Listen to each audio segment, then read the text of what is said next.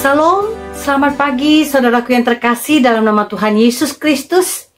Kiranya kasih dan anugerah Tuhan selalu melingkupi kehidupan kita semua, dimanapun kita berada. Saudaraku, sebelum kita melakukan aktivitas kita sepanjang hari ini, kita mau mendengarkan firman Tuhan yang menjadi pedoman dan penuntun di dalam kehidupan kita. Namun sebelumnya, mari kita berdoa. Bapa yang terkasih, Bapa yang bertahta di kerajaan sorga, sungguh kami menikmati kasih anugerah Tuhan di pagi hari ini. Dengan kami boleh bernafas pada pagi hari ini, Bapa, Engkau sudah memberikan yang terbaik bagi kami. Tuhan, sebelum kami melakukan aktivitas kami mau mendengarkan firman Tuhan yang menjadi penuntun dan pedoman di dalam kehidupan kami. Bukalah hati dan pikiran kami, biarlah Roh Kudus-Mu yang senantiasa mengajari kami dan membimbing kami supaya kami mengerti apa yang menjadi kehendak Tuhan di dalam kehidupan kami. Engkau juga mengurapi dan memampukan hamba-Mu yang tidak ada apa-apanya ketika dia memberitakan firman-Mu.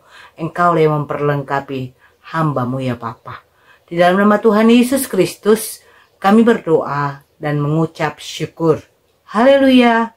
Amin.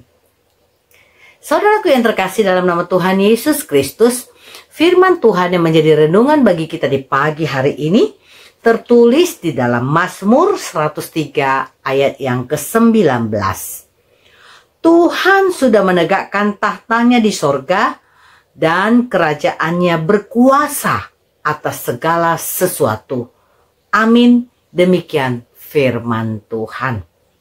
Saudaraku yang terkasih, Mazmur 103 ini adalah pasal yang ada di dalam kitab Mazmur yang menyerukan kepada semua umat Tuhan untuk memuji Tuhan atas kemurahan hati Tuhan dan pengampunan dosa yang diberikan oleh Tuhan kepada kita umat yang dikasihinya. Saudaraku, dengan penuh kasih sayang Tuhan selalu memelihara dan memberkati kita umat yang dikasihinya. Karena Allah yang berdaulat atas seluruh ciptaannya. Allah memiliki kekuasaan tertinggi dan mutlak atas segala sesuatu. Allah tidak terikat oleh siapapun dan apapun. Dan kehendaknya adalah hukum tertinggi. Saudaraku yang terkasih dalam nama Tuhan Yesus Kristus, walaupun Allah memiliki hak dan kuasa untuk memerintah dunia ini, tetapi Allah menganugerahkan kehendak bebas kepada kita umat manusia untuk membuat pilihan. Hal ini saudaraku dapat kita baca dalam Ulangan 30 ayat yang ke-19. Demikian firman Tuhan. Aku memanggil langit dan bumi menjadi saksi terhadap kamu pada hari ini. Kepadamu kuperhadapkan kehidupan dan kematian, berkat dan kutuk. Pilihlah kehidupan supaya engkau hidup, baik engkau maupun keturunanmu. Saudaraku yang terkasih dalam nama Tuhan Yesus Kristus, sebagai umat Tuhan tidak jarang kita memberontak atau mempersalahkan keberadaan Tuhan di dalam kehidupan kita. Bahkan kita selalu menyalahkan pertolongan Tuhan yang tidak tepat waktu menurut kehendak kita. Karena kita mau ketika kita meminta sesuatu kepada Tuhan, secepat mungkin Tuhan menolong kita. Itu bukan maunya Tuhan, itu maunya kita. Supaya Tuhan cepat-cepat atau serta-merta menolong kita menurut keinginan kita.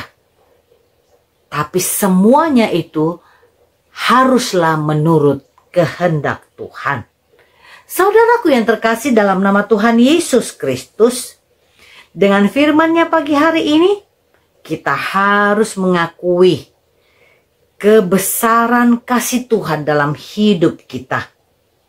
Dengan pengorbanannya yang Dia rela mati hanya untuk menebus dosa kita. Dia yang tidak berdosa dibuatnya menjadi berdosa karena kita. Oleh kasih-Nya Dia rela disalibkan, dan dengan darah-Nya yang mengucur, itu adalah bukti kasih Tuhan kepada kita umat-Nya, supaya kita menjadi warga kerajaan-Nya yang kekal di sorga. Untuk itu saudaraku yang terkasih dalam nama Tuhan Yesus Kristus, dengan nats firman kita pada pagi hari ini, ketika Tuhan yang berkuasa atas sorga yang kekal, Dia sudah menata tempat yang terbaik bagi kita, supaya kita dapat memenuhi kehendak Tuhan, supaya kita masuk dalam warga kerajaan sorga.